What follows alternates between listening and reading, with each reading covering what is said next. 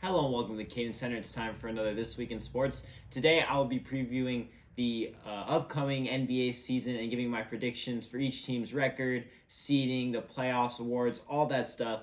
But before I start, I want to give a special shout out and congratulations to my grandpa Bob Sheehan for being inducted into the CIF Southern Section Hall of Fame for his work as a baseball coach and athletic director, mainly for Chino High School. So I had to give that personal shout out. Congratulations to him. And now we can move on to the business, which is the NBA season. The 2022-23 season is upon us. There's 6 days until the season starts, and the Warriors get their rings and they face the Lakers.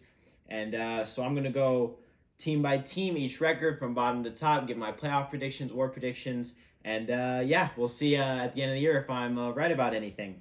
So let's start in the West. We'll start at the bottom. The worst team in the West I have is the Spurs, going 22-60. Obviously, they traded DeJounte Murray going into full rebuild mode. Pretty much, as Greg Popovich, their coach, even said, you should not go to Vegas and bet on this team to win anything. So they're obviously tanking for the number one pick, which has basically already been decided. Victor Wembanyama, the 7'4", 7'5", who knows his height, unicorn, out of France. So the Spurs will not be looking to win, and I see them finishing last in the West. Right above them, a team that I feel like some expect to make a leap, but I don't, is the Rockets. I see them winning just 23 games, just one above the Spurs, and finishing 14th. A lot of people are high on guys like Jalen Green, and obviously they got Jabari Smith in the draft, but I'm not big on either of those guys myself. I think Jabari Smith will be the worst out of him, Paolo, and Chet, the top 3 picks in this year's draft. And I feel like Jalen Green is still struggling to find some efficiency. Obviously, he's got the highlights. He's got everything, the fans want to see, but the stats don't exactly favor him. And so moving up from those Rockets, we have another rebuilding team, the Thunder. I have them winning 24 games, just one above the Rockets.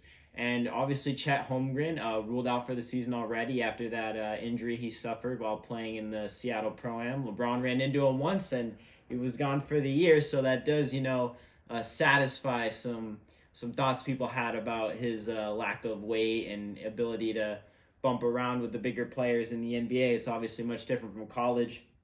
We have SGA. He's been dealing with injuries the past couple of years. They'll probably shut him down by game 60. It's just another rebuilding year for the Thunder. Obviously, they have all those picks from previous trades. They traded Paul George, and they just continue to rack them up. They just made a trade to clear up some salary. So we'll have to see how long because the rebuild, a rebuild can be too long. Obviously, none of their players are going to get any younger. So, but I do see them back in the lottery this year. As we move on to the 12th spot, we have a team that blew it up and then some this offseason, the Utah Jazz. I see them winning 29 games. And this season, it's just going to be Jordan Clarkson chucking up a bunch of shots, to be honest. They definitely want to be in contention for that number 1 pick, as I mentioned, or even the number 2 pick, get a guy like Scoot Henderson out of the draft. They traded Donovan Mitchell to the Cavs. They traded Rudy Gobert to the Wolves. And, Utah, all those seasons, those good regular seasons, 50, 60 wins, top seed, but they just couldn't get down in the playoffs because the way the team was built, and especially with how Rudy Gobert simply just can't be on the floor when it matters during the playoffs due to his lack of ability to defend the perimeter. Moving on from Utah, we have a team that added a lot of people this offseason. That's the Sacramento Kings. I see them in the 11th spot, just missing out on the play-in with a record of 35-47. Obviously, the main addition for them, in my opinion, is Malik Monk, the former Laker. Sad to see him go, but Malik is an elite scorer. He 3-level scorer. He can dunk, shoot the midi, shoot the 3-ball. The Kings obviously went win now, if you will, by trading Tyrese Halliburton for Domantas Sabonis last season. That trade has not gone well so far, but they're looking to make a change. The Kings need to make the playoffs. They haven't made the playoffs basically since I was born. But this year, I don't see that happening. Maybe they will be able to pick someone up in the lottery or hopefully see some strides from De'Aaron Fox's shooting and fill some holes that team has had the past few years. But now we get into the play-in range, the 10 through 7 spot. And in the 10 spot, I see the New Orleans Pelicans with a record of 43-39 getting into the play-in. 8 games, actually, I see above the Kings in 11 seeds. So I do see a bit of a gap here in the West from the 10 spots to the 11 spot as we get into teams who are actually not tanking and maybe contenders to win a series or two. The Pelicans, full season of Zion Williamson, hopefully. I think I would have put them higher if Zion wasn't so injury prone, but I don't see a world where Zion plays 70 games, maybe even 60. He just is so injury prone with the way he plays. Obviously, he did try to lose some weight in the offseason that will hopefully help him. But I just can't buy in. Since day one, I haven't been a big Zion guy. I've always been more of a John Morant guy. And so we'll see where the Pelicans go. Last season, obviously, getting CJ McCollum was a big game. They have a lot of scorers. They have Herb Jones, one of the best young defenders in the league. Jose Alvarado, the sneakiest defender in the NBA. But all that, I think, will only amount to a 10 seed in what is a absolutely stacked Western Conference. And right above them, going 45 and 37, I have the Wolves. Now, when I've been talking to people about the Wolves, I've always said, oh yeah, they're going to have a really good regular season. And, Rudy Gobert's always been a great regular season guy. Just look how it was in Utah. Him and Cat, really dominate smaller teams. But then when I did these rankings, I still have them at the 9 seed of 45 and 37 because I just think they're not as good as the teams who I'm going to say are above them. D'Angelo Russell obviously has been inconsistent lately. Some will say he was probably one of their better players in the playoffs, but overall he has not been that good. Obviously, Gobert and Cat, who knows how that's going to work. You're basically having Cat sit on the perimeter all game, so we'll have to see how that affects his numbers, good or bad. The depth is a little scary to me that you got Kyle Anderson starting a small forward. No disrespect to Slow-Mo, best nickname in the game, but he just does not have shooting. The team will be lengthy. They'll be big. They're kind of taking on the Raptors approach where everyone got to be 6'7" plus, and then you have your one or two smaller guards. But I just can't buy into the Timberwolves hype, although we know in that franchise they expect to make big moves this season. Moving on to a team that I see returning to at least the play-in. Well, we'll see when I predict the playoffs, whether they'll make the playoffs or not. The Portland Trailblazers getting the 8th seed with a 46 and 36 record. Dame's back. Anthony Simons, I love his game. He played insanely well last year. High volume of shots, high efficiency. He'll fit along really well with Dame. They got Gary Payton the second out of free agency from the Golden State Warriors. He got his payday. He'll be out the first week or two of the season with an injury, but when he's back, they'll be good. They also got Jeremy Grant adding some defense finally. So it seems like the Blazers said, look, we know the one thing that's been holding us back is defense. So let's go get Jeremy Grant, a guy who's played great defense throughout his career. Let's go get Gary Payton, who is in the league only because of his defense and proved that with the Warriors guarding guys like John Morant in the playoffs. So they look to be hopefully solving their problems. We'll have to see. Still some lack of interior defense there with Yusuf Nurkic, but hopefully the perimeter guys can keep people out of the paint. As we move on to the team I see winning just one more game than them, my Los Angeles Lakers at 47 and 35. As a fan, I'm obviously always going to be excited for the Lakers and rooting for them and be a little delusional. But right now, as a person, as an NBA fan as a whole, I don't see a way where this team just straight up makes the playoffs going to run through 6th seed as long as Russell Westbrook is on the team. Obviously, already all this drama in the preseason about him not being in the huddle, him not being together with his team, blah, blah, blah. It's a never-ending cycle in LA. It's like a movie, really. And obviously, you got Pat Bev, you don't have much wing depth outside of LeBron. You bring in Thomas Bryant and Damon Jones to hopefully lock up the center spot so AD can play the 4 more. But as long as Russell Westbrook's on this team, they have a very low ceiling. But I just see basically the greatness of LeBron James and Anthony Davis getting them 47 wins. As we move on to the 1 through 6 spots, I'll quickly go through these guys because I have them going farther. I'll talk about them more. The 6th seed, I have the Nuggets at 49 and 33. Them getting Jamal Murray and Michael Porter Jr. back from injury will be huge. Obviously, Nikola Jokic, 2-time MVP. They'll be looking to make a championship run as their core is kind of getting to that point now where it's like, all right, let's start winning. At the 5th seed with 50 wins, I have the Clippers. The Clippers have like 10 guys who I would trust to be on the floor during a playoff series and the regular season. Depth is pretty much all you need, so I expect them to be the 5 seed. With the same record as them, I see the Warriors being the 4 seed. Obviously, the Draymond Green, Jordan Poole drama didn't really come into play when I was making their record, but I still think there will have to be some rest and some load management for Clay, for Curry, because these guys are getting older and they want to focus on the playoffs. With the 3 seed, I have the Grizzlies at 53 and 29. They were the 2 seed last year. I see them continuing their regular season dominance. We'll see if they can make a statement in the playoffs as John Morant looks to hopefully develop his outside shot more and we'll see what they do when they make the playoffs this year with Steven Adams. Obviously they couldn't play him last year because inside centers, they can't guard the perimeter, aren't it? So they have a bit to figure out once they get to the playoffs. 2 seed, I see the Mavericks at 57-25. Luka Doncic played internationally this summer with his national team, so I don't expect him to have to play in the shape this year, which is usually what holds the Mavericks back from a top seed. Obviously, they got Christian Wood, lost Jalen Brunson, but I think they'll be all right.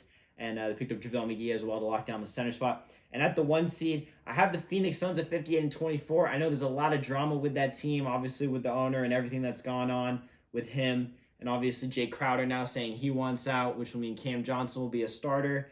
But I still think they got so much talent and still chemistry, even though DeAndre Ayton and the coach aren't doing well. But, sometimes regular season, all you need is some talent, even in a long 82-game stretch. And so that's why I see them being the first seed once again, going 58-24.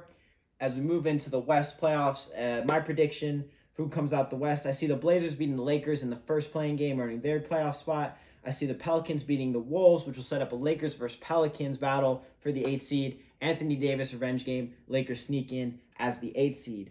And in the playoffs, I see obviously the Suns and Lakers facing each other in the first round. I think the Suns will take the Lakers down in 6 games. I hate to see the Lakers go down to the Suns again, but I just don't see a scenario where they can win a series with the current roster. I have the Mavs over the Blazers in a 7-game series that will feature a lot of offense. That will be a good watch. And I see the the Nuggets over the Grizzlies, little 6-3 upset, if you will. But really, the gap between 6 and 1 in the West is very small. As I see the Grizzlies just not being ready to take that next step yet, and Nikola Jokic overpowering the bigs in Memphis. And obviously the 4 versus 5 matchup, the Warriors versus Clippers. I see the Warriors going down in the first round. The Clippers, as long as Kawhi and Paul George are healthy, I see no reason as to why the Clippers should not be the favorite to come out of the West, as I also see them continuing to the conference finals and beating the Nuggets after the Nuggets defeat the Mavs in 7 games. So a lot of 6 and 7 game series. West very competitive, but ultimately I see the Clippers, obviously pending another Kawhi or Paul George injury that I have no way to predict, to come out of the West. And now let's move to the East. Quickly going through the 15 through 11 spots because there's not much interesting things here with these teams. I have the Pacers winning 17 games in last. Maybe they'll trade for Russ and they'll get 25 wins. Indiana hit the Lakers up.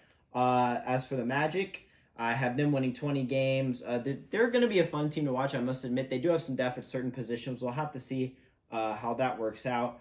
The Pistons, Jaden Ivey and Cade Cunningham, I think have the potential to be one of the best point guard, shooting guard duos in the NBA. But this year, development year, get the chemistry up, 33 wins, 13 seed. 12 seeded Knicks, Jalen Brunson is not going to turn this team into a playoff team or any type of contender.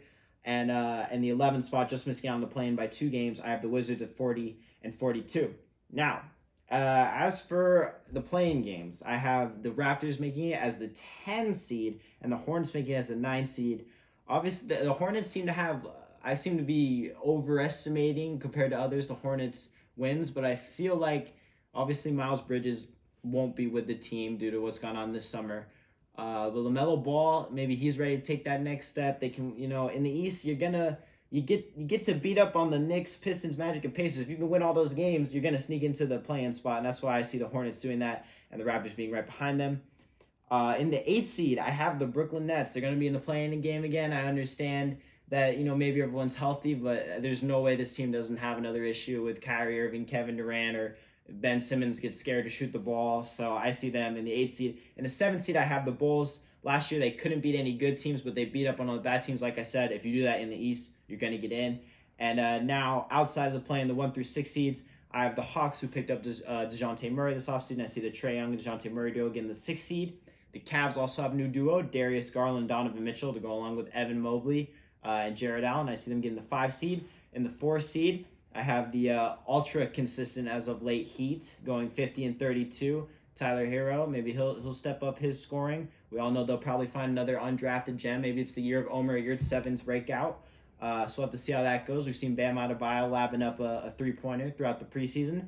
3 seed, I have the 76ers at 55 wins.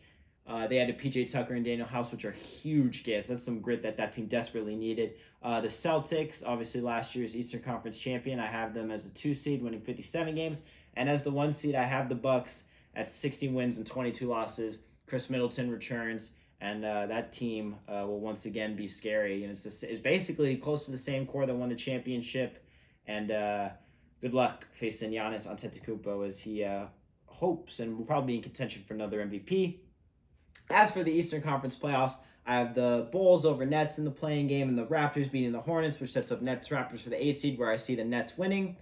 As for round 1, I see the Bucks beating, I will think by then, a dysfunctional Nets team in 5 games, another rematch of that series. The Celtics beating the Bulls in 6 games pretty easily. The Bulls just aren't ready to face an actual contending team yet. Hopefully Lonzo Ball is healthy by the time we get to the postseason, obviously. Maybe that'll change things. But I do see the Celtics winning. I have the 76ers over the Hawks in just 5 games. I just think adding PJ Tucker and mainly PJ Tucker, we'll see how Daniel House fits in the rotation. Obviously, DeAnthony Melton as well, I forgot to mention earlier. It gives the 76ers extra depth, and I don't think the Hawks will be ready yet. They had their one run of the Eastern Conference Finals, but last year was a bit of a disappointment, and I think DeJounte Murray's lack of a three-point jump shot could come back to bite them. And then I have maybe a little bit of an upset depending on how you view it. I have the Cavs beating the Heat in 7 games. I'm a big fan of Darius Garland's game, big fan of Evan Mobley. Obviously, he went to USC. And I think they'll find a way to win a series this year and begin their climb to the top in the East. In round 2, though, they will be shut down by the Bucks, who I see winning in 6 games. And then the Celtics beating the 76ers. Classic series, 7 games. I just think James Harden won't be ready for the moment again. And the Celtics will return to the conference finals. But they won't win this time. The Bucks, assuming they're fully healthy, will beat them in 7 games. And I just can't bet against a healthy Bucks team because they haven't lost really a series since winning the finals when they're healthy. Obviously, Chris Middleton out last year changed things. And now, before I get into my NBA Finals prediction, I have my awards predictions. For MVP, I have Luka Doncic. I'm pretty sure I've predicted Luka to win MVP the past 3 seasons, but like I said, this year he doesn't have to play his way into shape, so therefore his stats will be inflated more than ever, and he'll get his MVP. Rookie of the Year, if he was healthy, I probably would have picked Chet Holmgren, but I went with Paolo Banchero of the Orlando Magic. Like I said, there's a lot of guards to feed him. He's going to be playing alongside Mo Bamba. Hopefully, we see them in some lineups. So it's going to be an interesting team to watch, and I think he'll be able to get his points. Obviously, Rookie of the Year, doesn't really matter how many games you win, no matter what stats you put him. I think he'll do well. Defensive Player of the Year, he was snubbed last year, so I'm saying he takes it this year. Mikal Bridges, I know that Suns team, like I said, slightly dysfunctional, but Mikal, his defense shouldn't be affected by it. He's an elite defender, obviously 3-and-D guy, great cutter on offense. He'll get it done and win Defensive Player of the Year. Sixth Man of the Year, I took the obvious pick here. Malcolm Brogdon, acquired in the offseason by the Celtics. He's going to be a 6th man. Now, maybe there's a scenario where he starts and gets taken out of eligibility for it, but as long as Marcus Smart is healthy, he should stay as 6th man and take home the award. Coach of the Year, I have Jason Kidd, obviously with the Mavericks getting the 2 seed. And Most Improved Player, I have Jalen Brunson, another, kind of obvious pick because he'll be the number 1 option, and he wasn't last year, so the stats will go up, and we'll see what he can do with the Knicks. And now, lastly, for my NBA Finals prediction, I have the Bucks over the Clippers in 6 games. Giannis gets his 2nd ring along with his 2nd Finals MVP. This series is one that's been predicted, really, for the past 3 years, and you'll notice throughout my predictions, I see things that we thought were going to come 2 years ago come late, but there's just so much talent on both teams that if they're healthy, it's hard to bet against them. The Clippers do have a lot of depth, and Kawhi in the NBA Finals is a different breed, but Paul George is prone to his chokes, if you will, and I just don't think the Clippers ultimately will have anyone to stop Giannis.